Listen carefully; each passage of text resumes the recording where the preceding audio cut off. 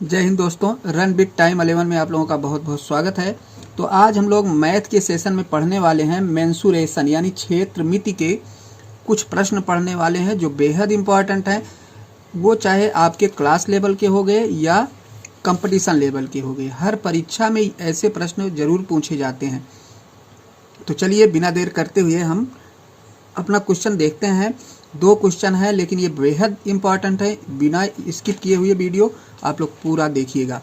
तो चलिए देखते हैं। कह रहा है एक बेलन और एक शंकु की त्रिज्या और ऊंचाई दोनों समान है, तो उनके आयतनों में अनुपात ज्ञात कीजिए। अब देखिए यहाँ पे हम मान लेते हैं, माना बेलन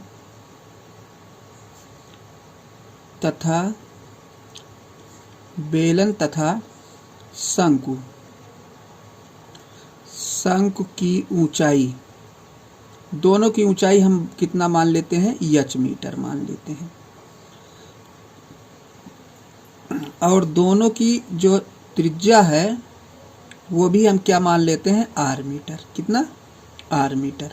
अब दोनों का आयतन निकालते हैं और दोनों का देखिए, इसका मतलब हो गया, हम पहले लिखते हैं शंकु का आयतन, बेलन पहले लिखते हैं क्योंकि बेलन की बात पहले कही गई है। बेलन का आयतन बटा शंकु का आयतन कर देते हैं। शंकु का आयतन, बेलन का आयतन बटा शंकु का आयतन, इस टाइप से हम लिखते हैं। अब दोनों का आयतन देखिए हम लिखते हैं। पहले का आयतन हो जाएगा यानी बेलन का आयतन हो जाएगा पाई आर स्क्वायर एच, क्योंकि आर आर ही है। और इसका हो जाएगा 1/3 पाई आर स्क्वायर एच। अब देखिए पाई आर स्क्वायर एच दोनों में है तो ये तो आपका कैंसिल हो जाएगा। अब बचा क्या, ऊपर 1 बचा, नीचे 1/3 बचा, तो गिनती ये पलट जाएगी यानी ये आपका बराबर हो जाएगा कितना, 1 × 3/1।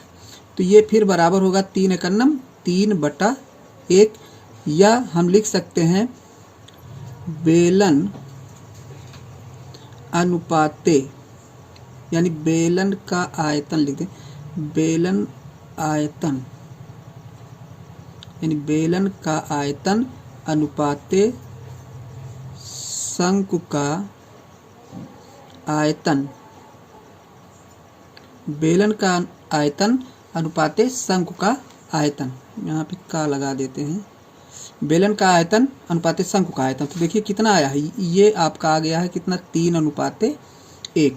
तो ये हो जाएगा आपका 3:1, यही आपका राइट आंसर हो जाएगा। तो ऐसे प्रश्न परीक्षा में अक्सर देखने को मिलते हैं जिसमें कोई भी मान दिया नहीं रहेगा, कोई भी अंक रहेगा नहीं और आपको आंसर लाना होगा, अनुपात लाना होगा। तो इसी तरीके से एक और प्रश्न देखते हैं।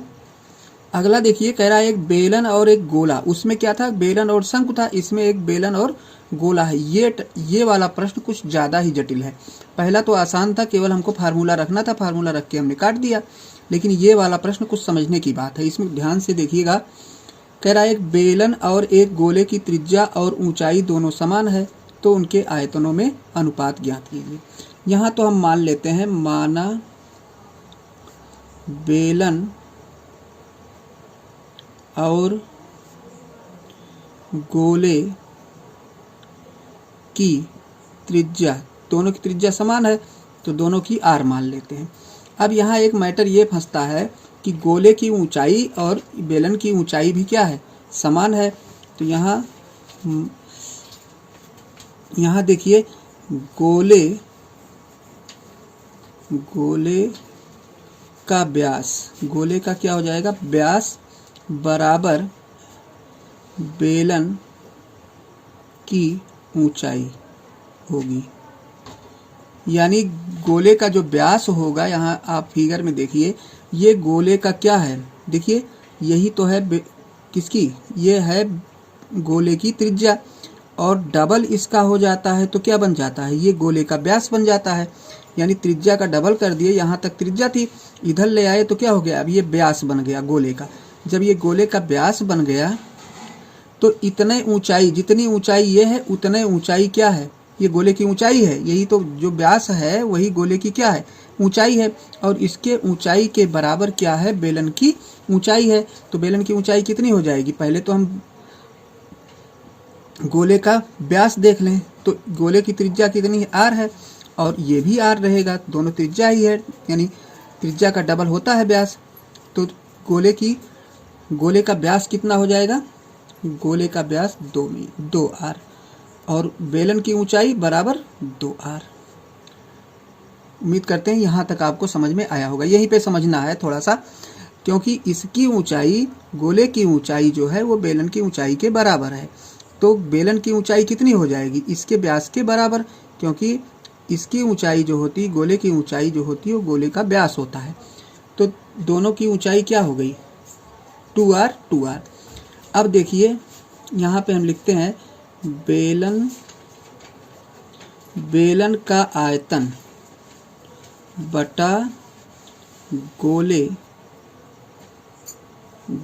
का आयतन बराबर, ये हो गया पाई आर स्क्वायर, और यच की जगह, यच तो यही है बेलन की ऊंचाई, बेलन की ऊंचाई कितना है 2r, गुणे 2r लिखते हैं, और बटा। अब बटा देखिए, यानी ये तो हो गया बेलन का आयतन। अब गोले का आयतन निकालना है। तो गोले का आयतन होता है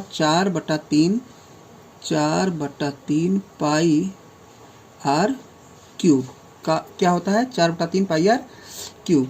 अब देखिए जो जो इसमें कटे, तो पाई से कट गया, देखिए यहाँ पे 1 आर, यहाँ पे 2, आर की घात 2, 1 आर यहाँ, तो आर की घात 3 हो गया। तो ये भी आपका क्या हो जाएगा, कट जाएगा, और यहाँ से आर कट गया, यहाँ से आर की पावर 2 कट गया। अब बचा ऊपर 2, तो यहाँ पे हम लिख सकते हैं 2/4/3, या बराबर 2 गुणे 3/4, या इसको काट देते हैं 2, या 3:2, यानी दोनों का अनुपात क्या आया, यानी आ गया 3:2। ये आपका क्या हो गया, आंसर हो गया।